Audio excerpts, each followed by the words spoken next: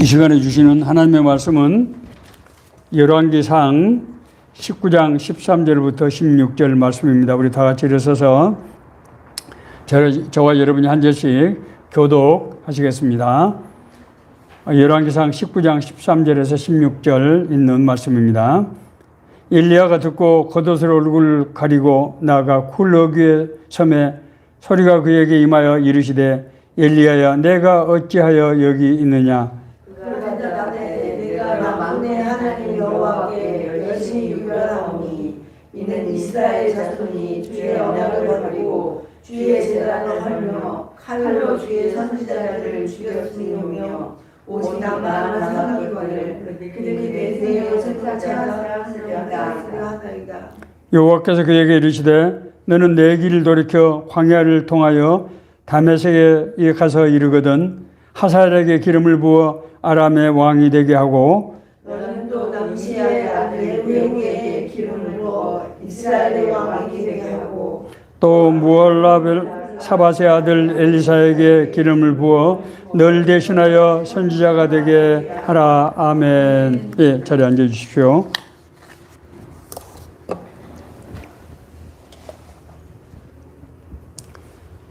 엘리야 선지자는 이스라엘의 대표적인 선지자 중에 한 사람입니다. 엘리야라는 이름은 여호와는 하나님이시다 이런 뜻입니다. 엘리야는 BC 9세기 900년대에 그러니까 살았는데 아합 왕부터 시작해서 그 아들 요람 왕, 아하시아 왕까지 3대에 걸쳐서 북이스라엘, 북왕국 이스라엘에서 예언을 활동을 했던 그런 인물입니다. 엘리야는 이스라엘 역사에 있어서 모세의 복음과는 그런 능력 있는 선지자로 그렇게 인식되고 있습니다. 그래서 이제 예수님 당시에 종교 지도자들이 세례 요한의 정체를 이제 확인하면서 그가 엘리야가 다시 살아서 온 것이 아니냐라고 할 정도로 물론 그 당시에 세례 요한을 통해서 회개 세례의 역사가 아주 엄청나게 일어나서 심지어 제사장들까지 와서 세례 요한에게 회개 세례를 받는 그런 일이 일어났습니다만은 그걸 볼 때 엘리야가 이스라엘 민족에게 있어서 얼마나 위대한 선지자인지를 잘 알 수가 있습니다. 어느 날 엘리야에게 하나님의 음성이 임했습니다. 그래서 엘리야는 가서 담대하게 외쳤습니다. 여호와의 이름으로 수년 동안 비도 이슬도 있지 아니하리라. 당시는 아합 왕이 다스리고 있었는데 아합 왕은 북이스라엘 역사에 있어서 정말로 정말 잘못된 군주, 하나님께 불순종하고 악을 행했던 그런 대표적인 군주 한 사람이 되어버리고 말았습니다. 물론 아합 왕 그 자신의 여러 가지 실정도 많이 있습니다만 무엇보다도 그 아내 이세벨이라는 사람이 이 옛바알이라고 하는 바알을 섬기는 그런 이 여인으로서 예루살렘 성전 안에 바알 신전을 거기다 건축하고 그 신전 안에 바알 제단을 쌓고 또 아세라상을 만들어서 여호와 하나님을 진노하게 하고 뿐만 아닙니다. 아합은 여호수아 때에 무너뜨려 버린 그 여리고성을 재건하게 되는데 여리고성은 여호와 하나님께서 재건하지 말라고 돌이 하나도 남아서는 안 된다고 했던 바로 그 성이거든요. 그래서 여호수아가 이 성을 재건하면은 이 저주를 받게 될 것이다 라는 예언을 여호수아서 6장 26절에서 하고 있음에도 불구하고 아합은 히엘이라고 하는 건축사를 통해서 이 예루살렘을 재건하게 되는데 그 과정에서 히엘의 두 아들이 죽게 되는 그런 비극이 일어납니다. 그것이 뭐를 의미합니까? 여호와 하나님께서 하나님이 금지하신 일을 하지 말라고 하는 경고입니다. 그럼에도 불구하고 아합은 여호와 선지자들을 탄압하고 바알과 아세라 우상을 곳곳에 신전을 만들어서 섬기게 하는 그런 악독한 일을 그렇게 많이 하게 된 것입니다. 그래서 정말로 이 엘리야의 예언대로 3년 6개월 동안 이스라엘의 대기근이 이제 오게 된 것입니다. 그래서 정말 바알신이 참신인지 여호와가 참신인지 하는 것을 이제 판가름하는 그 대결이 갈멜산에서 이제 일어나게 된 것입니다. 갈멜산은 이스라엘 북부 갈릴리 호수에서 지중해 쪽으로 한 6km 정도 지점에 있는 그런 이제 산인데 남북으로 39km에 이르고 높이는 한 546m 정도 되는, 그러니까 이스라엘에서는 굉장히 큰 그런 산에 속합니다. 여기에다가 바알과 아세라의 제단을 쌓고 또 여호와의 제단을 쌓고 어느 제단에 제사를 드릴 때 이제 하늘에서 이제 이 신이 강림하는지를 판가름하는 그런 대결을 이제 벌이게 된 것입니다. 바알과 아세라, 바알 신의 선지자들은 400명, 아세라 신의 선지자가 450명, 그래서 그쪽은 850명이었어요. 여호와 선지자는 엘리야 단 한 사람입니다. 그래서 1대 850의 대결이 이루어지게 된 것입니다. 사모님 저기 에어컨 좀 틀어주실래요?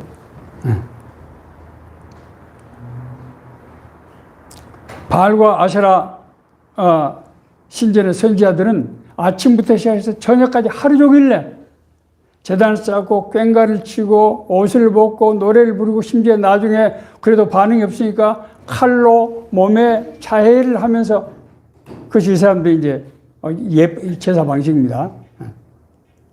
그렇게 하면서 바알신의 이름을 부르고 그렇게 했지만은 바알신은 아무런 반응을 보이지 않았습니다.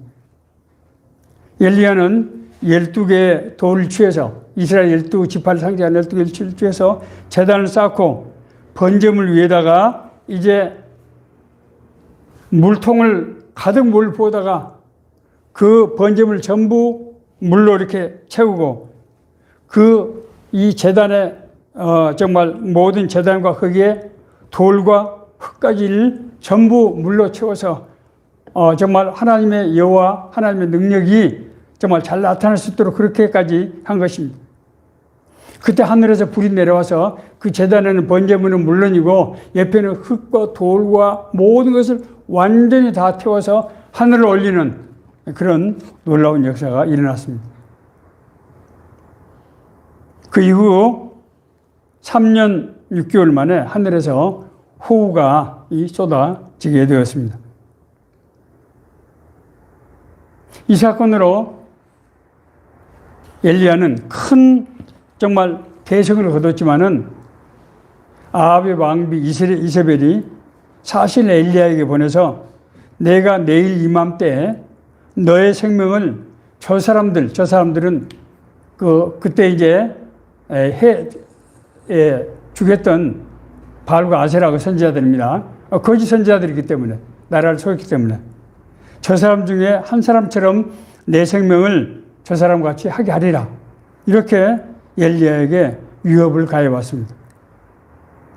이 소식을 들은 엘리야는 너무나 두려움이 휩싼 나머지 브엘세바의 광야로 도피해서 그곳의 로뎀 나무 아래서 정말 머리를 숙이고 여호와 하나님 앞에 기도했습니다. 여호와여, 넉넉하오니 지금 내 생명을 거두어 주십시오. 엘리야 입장에서는 자기가 그렇게 정말 여호와 하나님의 능력으로 여호와가 진정한 신이라고 하는 것을 명명백백하게 밝혀졌지만은 아합의 이 악한 통치 밑에서 이스라엘 선지자들 비롯해서 모든 백성들은 여호와 하나님을 믿을 수가 없었어요, 여전히. 그래서 여전히 바알과 아세라 신상을 놓고 제사를 드리고 하는 그 행태가 전혀 바뀌지 않은 것입니다. 뿐만 아니라 이세벨이 자기를 죽이겠다고 이제 그런 위협을 하는 상태에서 엘리야는 말할 수 없는 불안과 공포, 낙심에 빠지게 된 것입니다. 하나님의 천사가 엘리야를 그리 시냇가로 인도해서 시냇가에서 물을 마시게 하고 구운 떡을 먹게 해서 까마귀로 하여금 떡을 물고 와서 그 떡을 구워서 먹게 해서 엘리야를 이제 공급하고 엘리야가 생명을 유지할 수 있도록 그렇게 하십니다.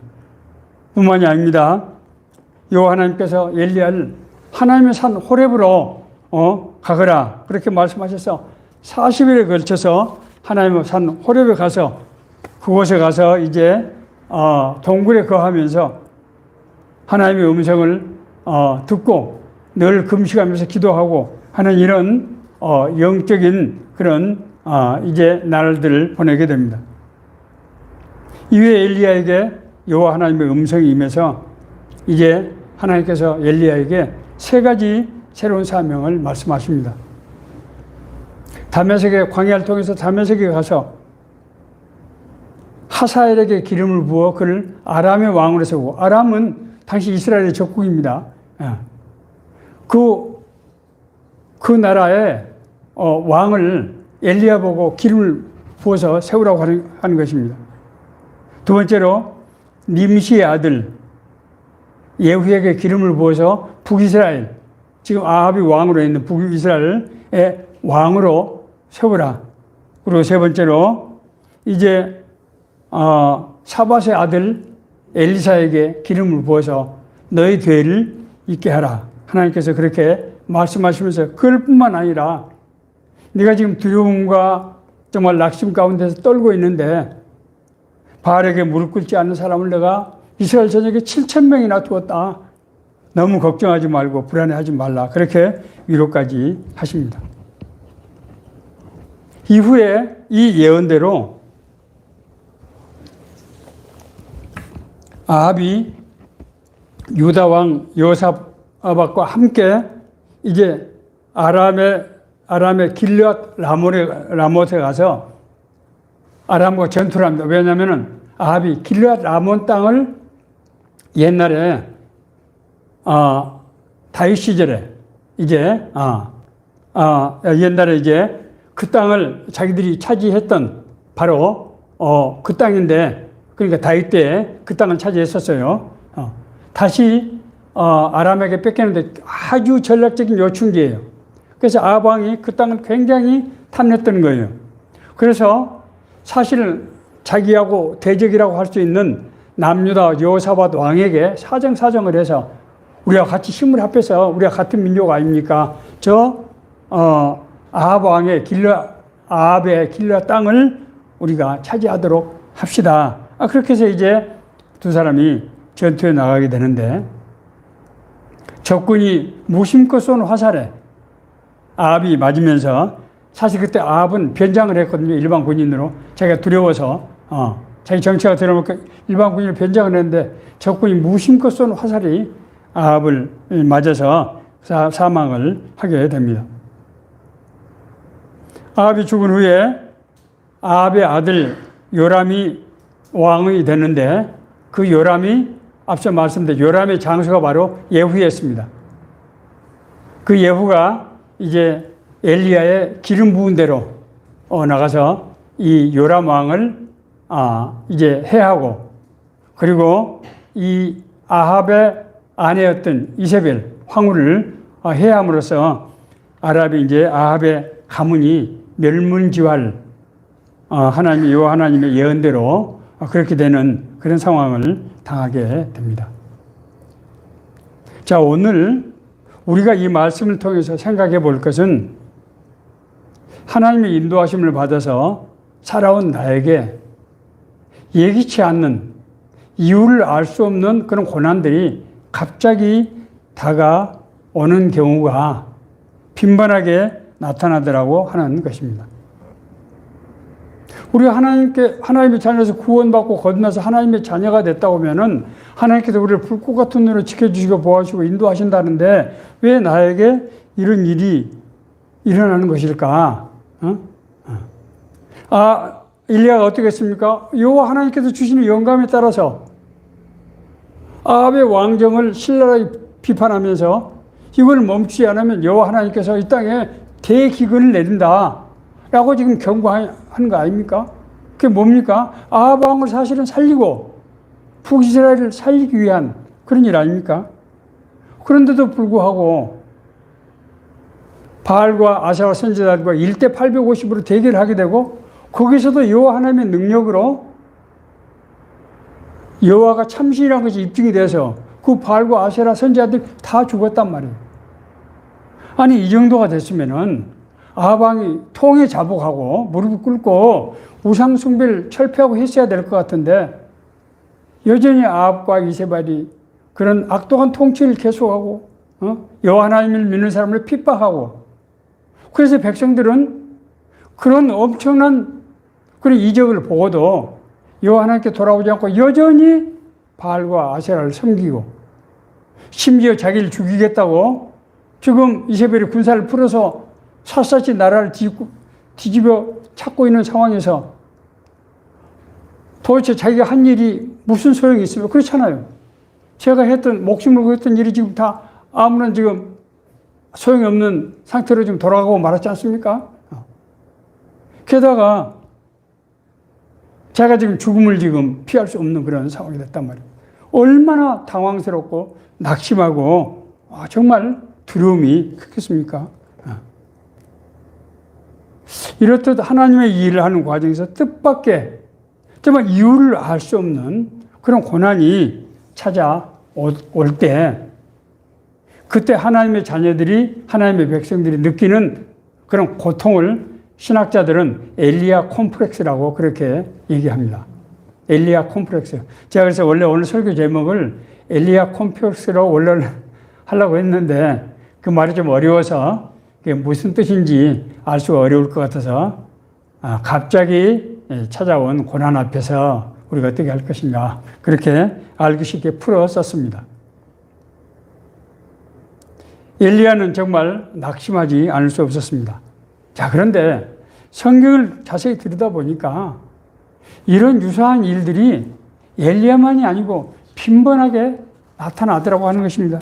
참 이것이 딜레마입니다. 그렇잖아요. 자, 베드로를 봅시다. 베드로는 성령이 강림하고 나서 은혜를 체험하고 나서 오순절에서 어떤 일을 했습니까?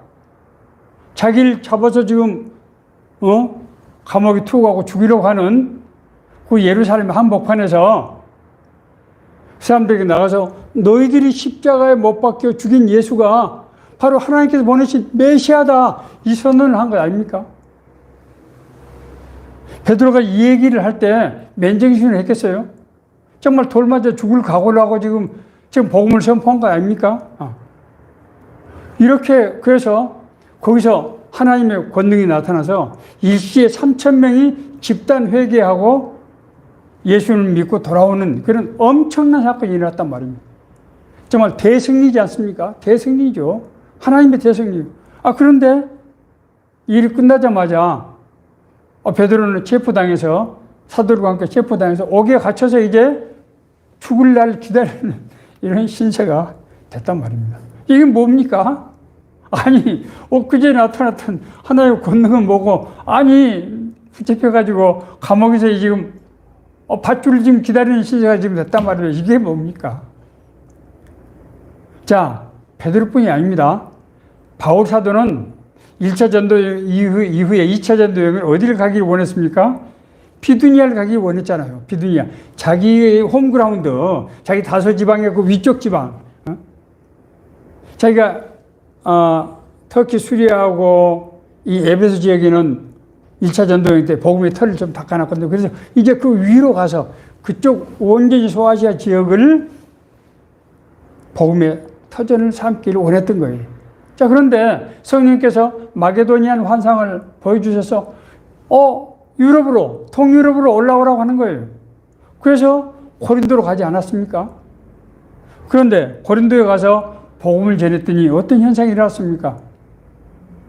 아니, 성령이 그렇게 인도하시고 하면은 거기서 뭐 할렐루야 아멘하고, 바울에게 감사하다고 복을 영접해야죠. 그런데 그게 아닙니다. 동족인 유대인들이 바울의 비방하고 바울의 복음을 거짓이라 하고, 이렇게 해서 거기서 난리가 그냥 나버린, 엉망이 돼버린 겁니다. 그래서 복음을 전할 수가 없었어요, 도저히. 그래서 성경 말씀에 의하면, 사도행전에 의하면 바울이 그곳에서 옷을 털고 먼지를 털고, 유대인들이 먼지를 턴다는 것은 너하고는 앞으로 말도 하지 않는다. 뒤를 돌아보지도 않는다. 우리 군대에서 군대 생활, 옛날에, 요즘은 뭐 군대 많이 좋아졌습니다. 군대 생활이 너무 힘들어가지고, 군부대가 있는 쪽에는 소변도 돌아봐서 그쪽으로는 소변도 누지 않는다. 우리가 그렇게 말할 정도로, 바울이 그런 심정 아니었겠어요? 내가 배신당했다. 그런 생각이 얼마나 들었겠습니까? 자, 그런데 성령께서 바울에게 역사하셔서, 바울이 혼자가 아니고 브리스길라, 아굴라 같은 정말 신실한 동역자, 능력 있는 동역자를 붙여주시고, 뿐만 아닙니까? 디도 유스도 같은 그런 사람, 이런 사람들 통해서 하나님께서 이제 동역자를 붙여주셔서, 또 회당장 그리스보 같은 사람, 그 영향력이 있는 사람이 유대인인데도 그 다른 유대 동족들이 비난을 개의치 않고 바울의 복음을 받아들이고 자기가 솔선수범하면서 그 유대인들이 돌아서게 되고, 그 지역에 있는 헬라인들이 바울의 복음을 이제 제대로 인식하고 알게 되고, 심지어 어떤 일이 납니까? 그 당시에 총독인 갈리오는 바울이 유대 동족들에 의해서 고발당했는데도 불구하고 바울이 복음을 전하는 것은 당신들이 종교의 문제지 그것이 우리 사회하고 무슨 관계가 있느냐, 그건 너희들끼리 해결하라 하고 바울을 처벌하지 않지 않았습니까? 물론 엘리야도 그런 정말 말할 수 없는 그런 위험과 공포에 휩싸여 있었지만은, 하나님께서 이제 엘리야를 인도해서 그리시네가에서 앞서 말씀드린 대로 정말 물과 떡을 먹게 하고, 그리고 하나님의 산 호렙으로 인도해서 하나님과 동거하는 시간을 보낼 수 있도록 하신 것입니다. 엘리야가 당했던 이 정말 갑자기 다가온 고난, 이유를 알 수 없는 고난에 대해서 하나님께서 어떻게 하시는가를 우리가 성경을 자세히 좀 들여다볼 필요가 있습니다. 첫째, 엘리야가 그런 공경에 빠져 있을 때 하나님께서 먼저 엘리야를 위로하시고 보호하시더라는 거예요. 사실 하나님께서 엘리야에게 어떻게 보면은 우리 시점 말하면 비위를 맞추시는 거예요. 엘리야야, 너 너무 당황스럽지? 너무 무섭고 두렵지? 힘들지? 괜찮아. 내가 있잖아. 하면서 그리시네가에 숨어 있는 엘리야에게 하나님께서 까마귀를 버려서 먹을 떡을 물고 가시고, 그리시니까 깨끗한 물을 마시게 함으로써 그곳에서 피해 있으면 응거하면서 쉴 수 있도록 하나님께서 그렇게 하시더라고 하는 것입니다. 두 번째는 그뿐입니까? 앞으로 40일 길을 걸어서 하나님의 산, 모세가 하나님을 만났던 그 하나님의 산 호렙으로 걸어가라. 성령께서 그렇게 말씀하셨어요. 그래서 40일 동안 걸어서, 성경에서 40이라는 숫자는 여러 가지로 굉장히 의미를 가지고 있는 그런 숫자지요. 하나님의 산 호렙에 가서 엘리야는 동굴에 거했는데, 그곳에서 40일 동안 뭐 했겠습니까? 쉬면서, 금식하면서, 기도하면서 주님과 동행하는 삶을 살았을 것이다. 학자들은 그렇게 해석을 하고 있습니다. 불안과 공포에 휩싸인 엘리야에게 하나님은 바로 너 왜 그렇게 두려워하고 믿음이 약하느냐 그렇게 책망하지 않고 하나님께서는 엘리야를 위로하시고 보호하시고 뿐만 아니라 주님과 같이 동거하게 함으로써 은혜를 충분히 받게 하신 것을 우리가 이 말씀을 통해서 알 수 있게 되는 것입니다. 그리고 나서 하나님께서 엘리야에게 말씀하셨습니다. 내가 왜 어찌 여기에 계속해서 있느냐? 이 말은 네가 있는 이유가 무엇이냐 그 말이 아니고 반어법입니다. 네가 이제 사명의 길로 나가야 될 때가 됐다. 이런 말씀이죠. 하나님은 엘리야가 이전의 실망과 체념을 넘어서 새로운 사명을 받고 나가야 될 때라고 하는 것을 말씀하고 있는 것입니다. 엘리야의 정말 이 무력감, 엘리야의 제가 한 2주 전부터 이유를 알 수 없는 갑작스러운 무력감에 빠져가지고 아직도 지금 뭐 완전히 회복된 거나 지금은 많이 좋아졌습니다만은 어제도 집 가까운 공원에 좀 이렇게 걷기도 하고 조금 많이 나아졌어요. 지난 2주 동안 제가 제대로 말도 못하고 너무 힘들었습니다. 뭐 이렇게 굉장히 무거운 눌린 것 같고. 그래서 제가 이 설교 말씀을 준비하면서 내가 무력감에 빠진 원인이 무엇인가를 제가 한 주 동안 곰곰이 생각해 봤습니다. 정말 내가 하나님의 나라, 하나님의 부르심을 받아서 하나님의 주님의 몸된 교회를 위해서 나름대로 한다고 하는데 왜 나에게 알 수 없는, 내가 좀 코로나는 아니고 뭐 내 친구들에게 물어보니까 후유증이라고 그러는데 특별한 증세가 있는 것도 아닌데, 병증이 있는 것도 아닌데 말할 수 없이 피곤하고 눈을 뜰 수 없을 정도로 이렇게 졸리고 무기력하고 그런 것을 한 2주를 체험을 했습니다.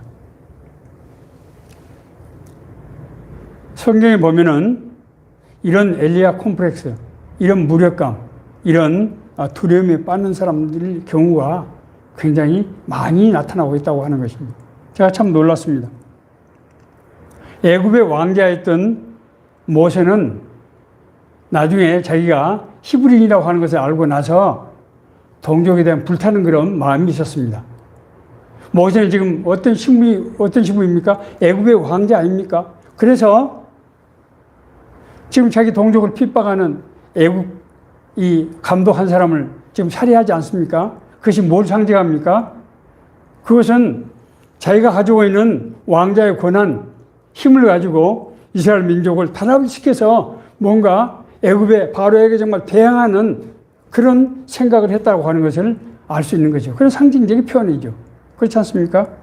자, 그런데 하나님은 그런 모세를 그렇게 가도록 하신 것이 아니고 어떻게 했습니까? 광야로 도피하게 해서,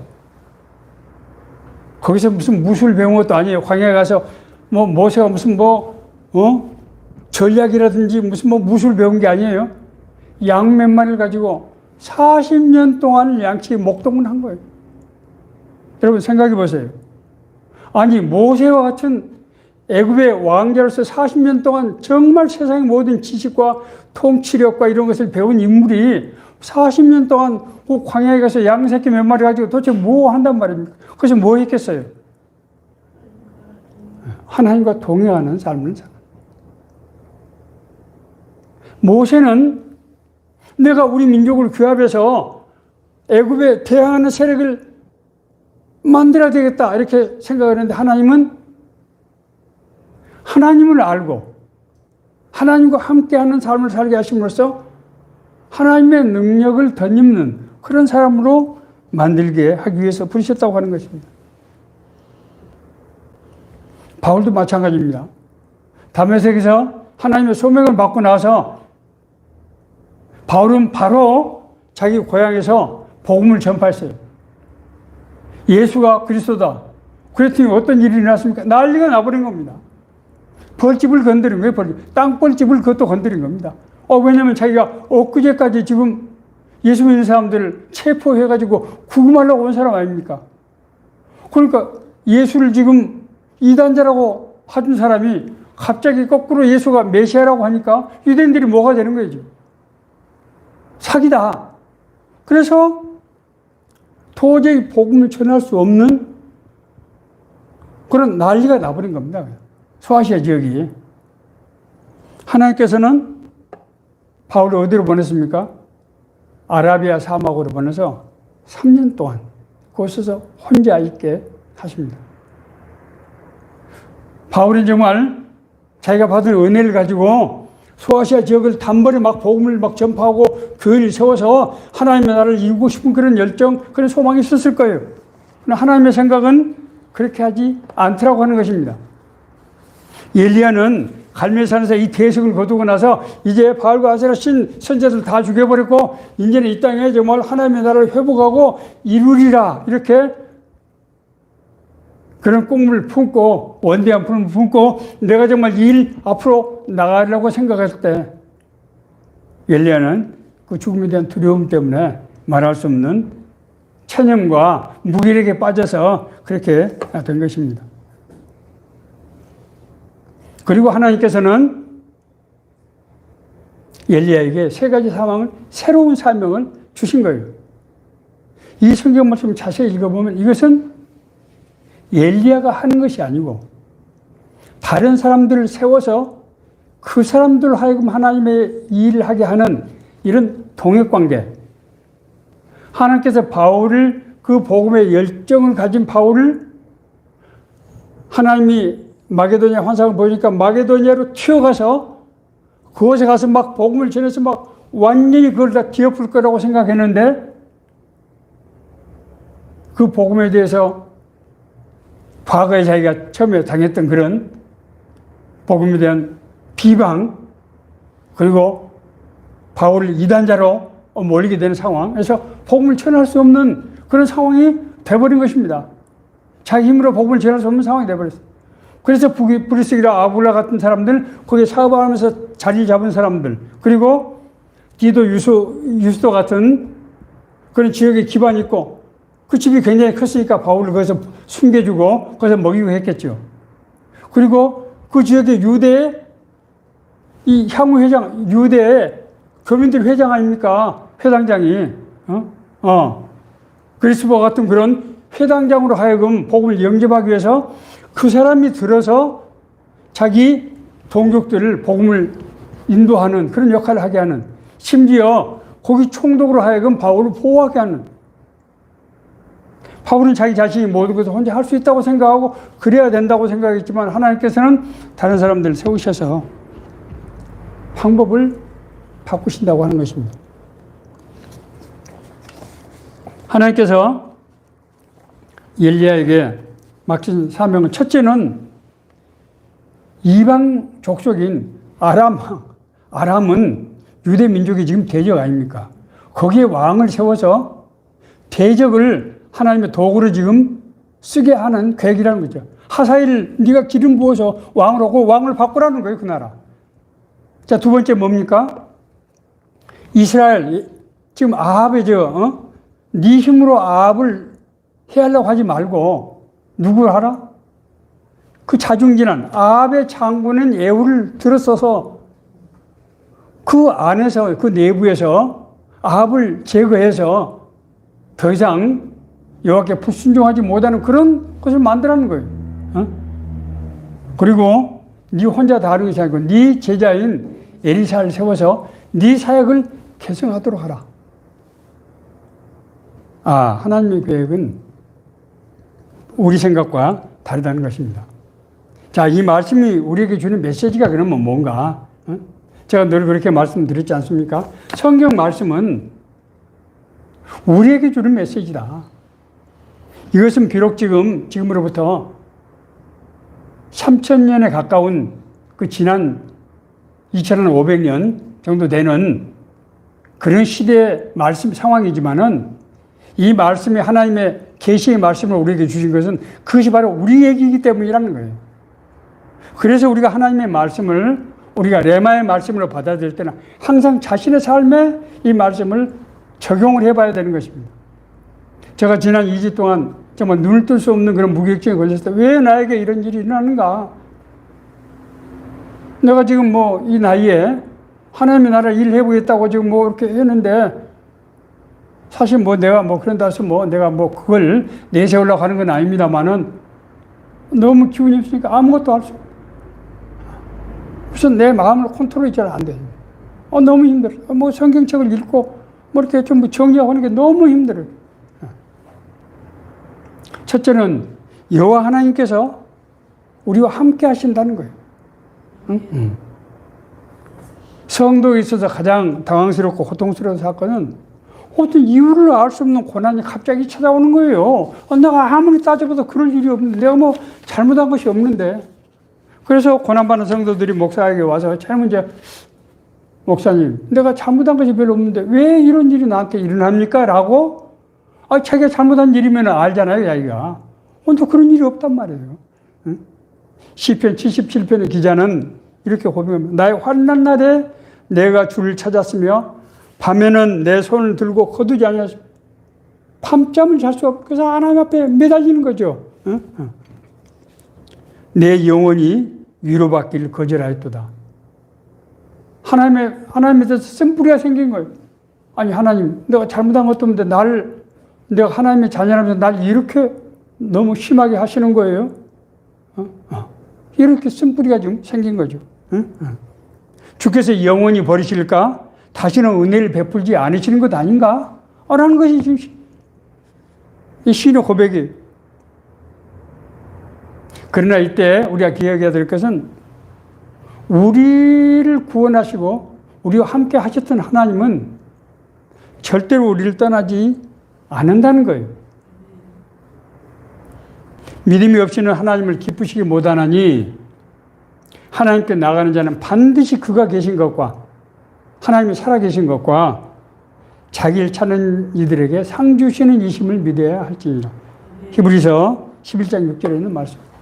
이 말은 무슨 말씀인가 하면은 하나님이 나의 구원자라고 하는 것은 천지 만물의 창조주시고 역사의 주관자신 하나님이 진짜로 나의 아버지시고 어머니가 되신다는 얘기예요.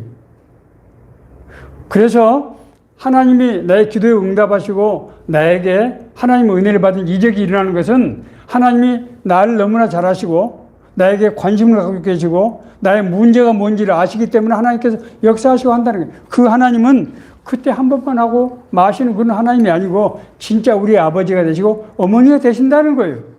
그래서 성경 말씀이 바로 우리의 말씀이 되는 것입니다. 그것 때문에 이것이 신앙의 본질이에요. 신앙의 본질은 우리가 예수님이라고 하는 위인을 성인을 믿는 것이 아니에요.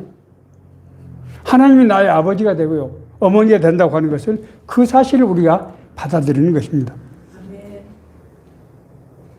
이 시편의 기자의 탄식은 곧바로 여호와 하나님에 대한 신뢰로 다시 돌아오게 됩니다. 곧 여호와의 일들을 기억하며 주께서 옛적에 행하신 기이한 일들을 기억하리이다. 시편 77편 11절에 있는 말씀. 내가 고난 가운데 내가 이유를 알 수 없는 이런 무기력증 고통 가운데 있을 때 내가 지난 날 돌이켜보니 그래 하나님께서 진짜로 내 삶을 인도하시고 나의 병도 고쳐주시고 하나님이 나에게 음성으로 말씀하시고 하나님이 나에게 정말 수호천사들 보내서 나를 도우시고 인도하셨지. 그런 일을 그 하나님이 지금 내 형편과 처지를 모르시겠느냐. 이렇게 믿음을 회복해야 한다는 거죠. 이전에 나와 함께 하셨던 하나님은 나를 누구보다도 잘 아시고 지금도 나를 지켜보고 계신다고 하는 믿음입니다. 야곱이 자기 형 에사우한테 거짓말하고 속이고 장자권을 빼앗고 나중에 보복 때문에 그 죽음을 피하기 위해서 광야로 이 하란 땅까지 이 걸어서 가지 않습니까? 거기서 브엘세바에서 살던 브엘세바에서 하란 땅까지 그게 한 400km가 넘는 그런 아주 먼 그런 거리였어요. 그거 갈 때 얼마나 두렵고 외롭고 막막하고 그랬겠습니까? 그때 이제 노수 갈 때 내가 너와 함께 있어. 내가 어디로 가든지 내가 너와 함께 있어. 내가 어디로 가든지 너를 지키며 너를 다시 이끌어 이 땅으로 돌아오게 할지라. 그래서 이 광야가 베델이구나. 베델은 집이라는 뜻이고 엘은 하나님이잖아요. 하나님의 집. 이 광야는 불모지, 인간의 버려진 땅이 있는 줄 알았는데, 하나님이 함께 하시는 바로 그 땅이구나. 그래서 나중에 야곱이 이제 외삼촌 라반의 집에서 와서 자기 본거지를 삼은 것이 바로 이 베델입니다. 자, 두 번째로 여호와의 계획은 현재가 전부 아니라는 거예요. 제가 늘 우리 새로운 삶의 교회를 위해서 기도할 때 하나님, 어떻게 나 같은 이런 여러 가지 불리한 조건을 가진 사람이 이런 목회를 어떻게 한단 말입니까? 도대체 저한테 뭘 기대할 게 있어서, 우리 교회에 뭘 기대할 게 있어서 이 목회를 하라고 하시는 겁니까? 라는 기도를 제가 늘 그런 기도를 합니다. 그때마다 하나님께서 저에게 이제 생각나게 하시는 것들이 있어요. 여호와의 계획은 현재가 전부가 아니라고 하는 것입니다. 엘리야는 자기가 갈멜산에 대승을 거두고 나서 이제 이 여세를 몰아서 당장 나라를 평정해서 하나님 나라를 회복하려고 생각을 했지만은 하나님의 계획은 그렇게 단기적인 데 있는 것이 아니고 보다 원대한 계획, 이스라엘뿐만 아니라 적국의 아람까지도 근본적으로 아람이 더 이상 이스라엘을 침공하지 못하도록 근본적으로 바꾸고, 아람도 이 이스라엘도 근본적으로 왕조 자체를 지금 바꿔서 다시는 그런 우상 숭배를 하지 못하도록 근본적인 조치를 하나님께서 계획하시고 준비하고 계셨다고 하는 것을 알 수 있습니다. 고난은, 성도가 받는 고난 그 자체가 아니라 어떤 현상에 매인 성도를 그 자리에서 이끌어내서 새로운 비전, 새로운 단계의 어떤 방향을 전환하는 그런 하나님의 방편이라고 하는 것을 우리가 알 수 있습니다. 우리가 변화라고 하는 것은 현재를 부인하는 것입니다. 현재 우리가 만족하고 머물러 있으면 변화로 나갈 수 없는, 새로운 길로 나갈 수가 없는 것이죠. 엘리야는 그 대승을 거두고 나서 그 자리에서 계속해서 그 길을 가는 것이 마치 모세가 왕자로서 우리 민족을 단결시켜서 애굽에 대항하는 것이 이제 나라를 회복하는 길이라고 생각했던 것처럼, 그러나 하나님의 계획은 현상을 벗어나서 우리가 새로운 어떤 비전으로 나가게 한다고 하는 것입니다. 우리가 또 한 가지 우리가 기억해야 될 것은, 우리가 어떤 상황 속에 있을 때 하나님의 음성을 들어야 된다고 하는 것입니다. 자기 생각을 하면 안 된다는 거예요. 엘리야 콤플렉스에 빠진 것은 무엇 때문입니까? 사실은 자기 안의 두려움 때문이었어요. 지금까지 자기 힘, 자기를 통해서 나타났던 하나님의 능력과 권세를 보고 나서 내가 이대로 가면 되겠다. 바울이 에베소 지역에서 1차 선교에서 성공했던 그 여세를 몰아가지고 하나님께서 날 마게도니아로 가라 하니까 거기 가서 복음을 전하면은 거기서 엄청난 놀라운 복음의 폭발이 일어날 것이라고 기대를 했지만은 하나님은 바울로 하여금 하나님의 음성을 듣게 하셨다는 거예요. 바울은 자기 동족들에게 먼지를 털고 나오면서 나에게 왜 이런 일이 일어나는가? 하나님께 물었을 때 하나님의 영이 바울에게 성령이 나타나셔서 두려워하지 말고 입을 다물지 마라. 복음을 계속 전하라는 거예요. 내가 내 일꾼들을 곳곳에 배치해 놓고 이곳에 여호와를 믿는 구루터기들, 믿음의 사람들 내가 많이 남겨뒀다고 하는 것입니다. 우리가 하나님의 음성을 듣게, 하나님께서 왜 엘리야에게 바로 사명을 주시지 않고 처음에 위로하시고 하나님의 산 호렙에서 40일 동안 지내게 하시면서 주님과 동행하고 동거하는 시간을 갖게 하셨을까요? 하나님의 마음을 이해하고 하나님의 음성을 듣고 하나님의 인도하심을 받는 새로운 차원의 영성을 예비하실 것입니다. 그래야 더 큰 사명을 감당할 수 있는 것입니다. 사실 엘리야가 하나님의 산 호렙에 갔을 때 하나님께서 놀라운 기적을 보여주셨어요. 그 기적은 뭐인가 하면은 엄청난 태풍 같은 회오리 바람이 불면서 그 회오리 바람이 산의 나무들 다 쓰러뜨리고 심지어 바위가 터지고 그리고 하늘에서 불이 내리는 이런 이적을 보게 하셨습니다마는 성경은 그러나 거기에는 아무것도 있지 않았다. 하나님의 음성이 없었어요. 그 모든 것이 지나고 난 다음에 하나님의 세미한 음성이 엘리야에게 들려왔습니다. 그게 뭡니까? 엘리야야, 내가 어찌하여 여기에 계속해서 머무느냐. 그래서 가라는 얘기죠. 이제 때가 됐다고 하는 것입니다. 자, 하나님께서 엘리야에게 이 보여주신 이런 바람과 불은 하나님의 상징 아닙니까? 이게 지금 뭘 나타낸 겁니까? 하나님의 임재를 지금 상징으로 나타난 거 아닙니까? 이적이죠. 그런데 이적을 통해서 하나님께서 말씀하신 것이 아니라고 하는 것입니다. 이것이 뭘 의미할까요?